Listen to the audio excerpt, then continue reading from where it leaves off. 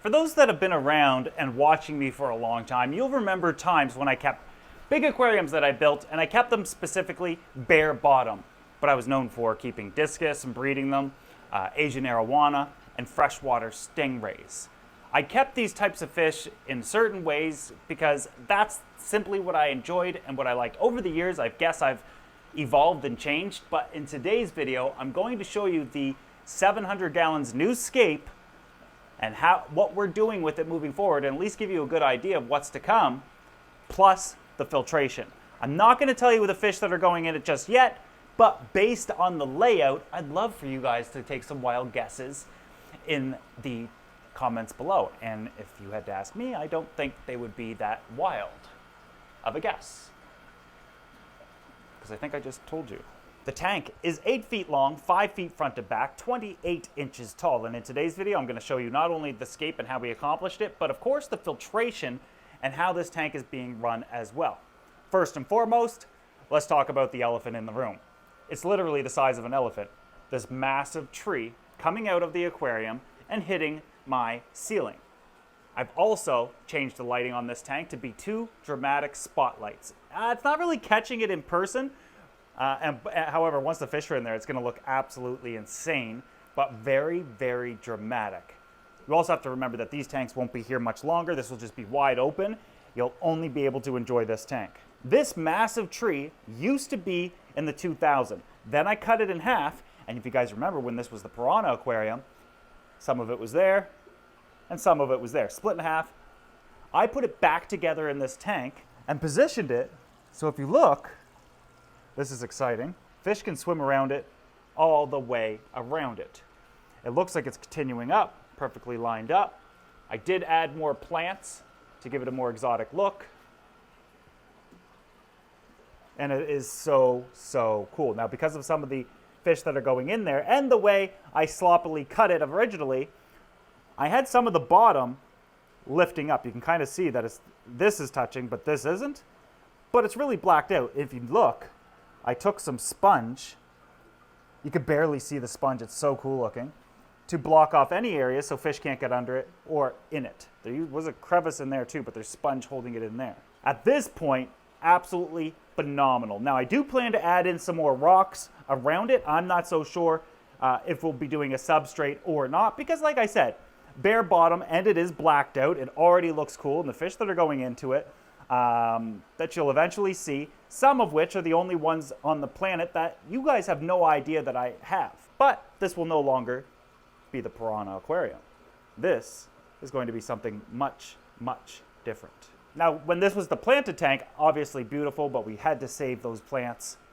And now, this scape, although very simple, very bare to some of you, I'm not sure what other type of adjectives or nouns you're going to use to describe this, but for me, and for the type of fish keeper I've always been, which is Asian arowana, discus, stingrays, I can assure you every one of those types of fish keepers would agree that this is our taste. Doesn't mean that that's what's going in here, but this is absolutely awesome. I'm blown away by the fact that the fish are going to be able to go all the way around it, have this entire open swimming space, and then what's in there, well, that will come in due time. With that said, what are we running this tank with? Well, technically, just a couple of filters that were already running it. Just a pair of FX6s over here. They're just down there, packed full of biological media. And you're like, well, that can't possibly be enough for a 700 gallon, even though they're rated for 400 gallons apiece. And that's because this is just a part of their standalone system, meaning if the rest of the filtration fails, this can still keep going, keep it up and running. Its main filtration is it's over here. Why? Well, remember when we drilled the tank? I'm doing what I said I was gonna do. We drilled the tank and we're running it, and this is a temporary system because, well, I don't really want to trip or have to keep ducking under it, but this, you're never gonna see this here shortly. These tanks are here temporarily. In fact, I don't even know if they'll be here tomorrow, but this tank for now, just because I gotta get it up and going, is just draining into the 2000. Then there's a pump. If you can see this line, it goes all the way over there and all the way over there, and it's pumping about 800 gallons back into it just up through this line here. that I can control with that ball valve there, if you could see that. Now, the main reason for this is that not only is the 700 gallons with its own kind of a little bit of filtration, but now it's connected to the 2000, which is connected to the 700, which is then connected to the 180th gallon, which is all gonna go on an automated water change system. That's right, the entire west side of the gallery. I don't know, would that be west? No, I live on east, so east. Okay, so technically north, east, south. That's technically south. The whole south side of the aquarium gallery is going to be hands off. It's going to be automated and on automated water changes. I wanted to do that, and eventually, once we get this one done, we're going to get the other side done. Because I got other plans, and other buildings, and other things we got to do. However, those filters are not causing this amount of flow in the tank. That would be done by, of course, this pump over here, one of those gyro pumps. Is that what you call them? Yeah, I forget the brand, but this is the controller. And I got it turned up all the way. So SCP 180, like one of those G-Bow. I think it is G-Bow. And that is technically what's creating all of this flow. I put it on a gyrating mode, so it's like flow, flow, flow, flow. And eventually it'll cause all these waves. Now, if you look, the way it works is the water flow is going to make the water kind of flow around the entire tree trunk, with these outputs helping. They're pushing down, this one's pushing up, so we're getting a bunch of flow coming this way, and I go right around here. Now what's going to happen is the fish will either swim in with the flow or against it, but they'll go one way or the other, kind of forcing them around it. It's going to be very cool. Then, of course, an air bubble, because a certain type of fish that comes in here really likes air bubbles. But the return's kind of blowing into it. Now, the return and the output being so close together, not concerning, because if we look at the flow, it's actually pretty substantial.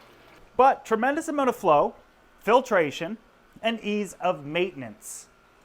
Some people might be even like, yo, this is nothing compared to the piranha tank and that planted tank. And I agree, the planted tank was beautiful, but that wasn't like a core memory for me of who I was as a hobbyist or how I got started or anything. This is so nostalgic to me and iconic, and I can't wait to continue. I mean, large water volume, incredible amount of dilution into the thousands of gallons, bare bottom, ease of use, tons of flow and filtration. It's absolutely perfect with a drip system, and or I might do a flow through system of some sort, meaning that all I have to do ever is enjoy the fish.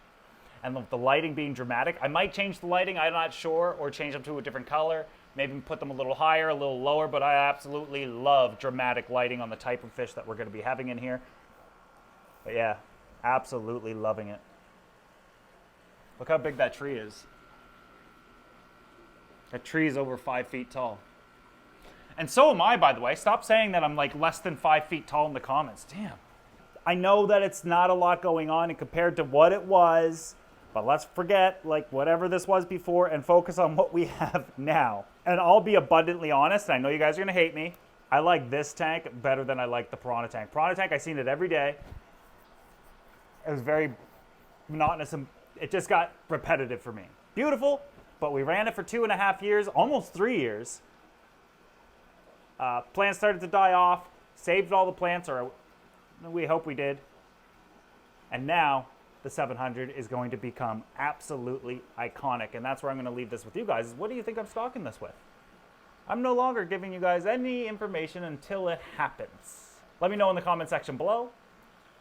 And if you guys enjoyed this video, make sure you leave it a thumbs up. Subscribe if you're not already. And I'll see you guys in the next video, where we might even add the fish to it. If somebody guesses. Yeah, if somebody guesses the exact fish that are going in this, I'll put the video up. See you guys in the next one. What they say, yeah. Hear it all when they talk about me.